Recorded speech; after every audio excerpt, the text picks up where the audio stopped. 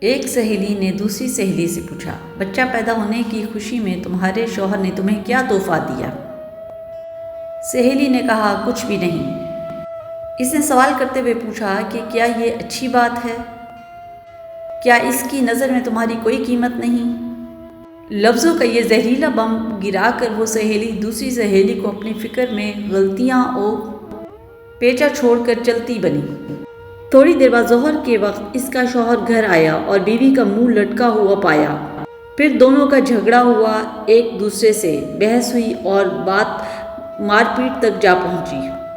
جانتے ہیں پرابلم کی شروعات کہاں سے ہوئی؟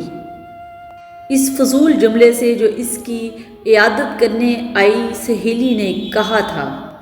اس طرح زید نے حامد سے پوچھا، تم کہاں کام کرتے ہو؟ حامد، فلاں دکان میں۔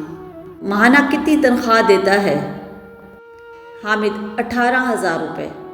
زاہد، 18,000 روپے بس؟ تمہاری زندگی کیسے کٹتی ہے اتنے پیسوں میں؟ حامد گہری سانس کھینچتے ہوئے، بس یار کیا بتاؤں۔ میٹنگ ختم ہوئی۔ کچھ دنوں کے بعد حامد اب اپنے کام سے بیزار ہو گیا اور تنخواہ بڑھانے کی ڈیمانڈ کر دی، جسے مالک نے رد کر دیا۔ نوجوان نے جاب چھوڑ دی اور بے روزگار ہو گیا۔ پہلے اس کے پاس کام تھا، اب کام نہیں رہا۔ ایک صاحب نے ایک شخص سے کہا جو اپنے بیٹے سے الگ رہتا تنہا، تمہارا بیٹا تم سے بہت کم ملنے آتا ہے، کیا اسے تم سے محبت نہیں؟ باپ نے کہا، بیٹا مصروف رہتا ہے، اس کے کام کا شیڈول سخت ہے، اس کی بیوی بچے ہیں، اسے بہت کم وقت ملتا ہے۔ پہلا آدمی بولا، واہ یہ کیا بات ہوئی، تم نے اسے پالا پوسا، اس کی ہر خواہش پوری کی، اب خود کو خواہ مخواہ سمجھتے ہو کہ اس کو مصروفیت کی وجہ سے وقت نہیں ملتا؟ یہ تو نہ ملنے کا بہانہ ہے۔ اس گفتگو کے بعد باپ کے دل میں بیٹے کے لیے خلش سی پیدا ہو گئی۔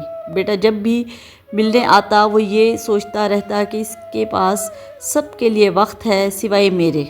یاد رکھیے، زبان سے نکلے الفاظ دوسروں پر بڑا گہرا اثر ڈال سکتے ہیں۔ بے شک کچھ لوگوں کی زبانوں سے شیطان بول جاتا ہے۔ ہماری روزمرہ کی زندگی میں کچھ سوالات ہمیں بہت معصوم لگتے ہیں۔ تم نے یہ کیوں نہیں خریدا؟ تمہارے پاس یہ کیوں نہیں ہے؟ تم اس شخص کے ساتھ پوری زندگی کیسے چل سکتی ہو؟ تم اسے کیسے مان سکتی ہو؟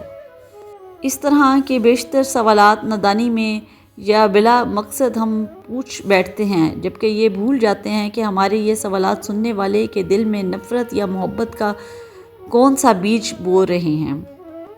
آج کے دور میں ہمارے ارد گرد یا گھروں میں جو فساد ہو رہے ہیں، ان کی جڑ تک جایا جائے تو اکثر اس کے پیچھے کسی اور کا ہاتھ ہوتا ہے۔ وہ یہ نہیں جانتے کہ نادانی میں یا جان بوجھ کر بولے جانے والے جملے کسی کی زندگی کو تباہ کر سکتے ہیں۔ فساد پھیلانے والے نہ بنو۔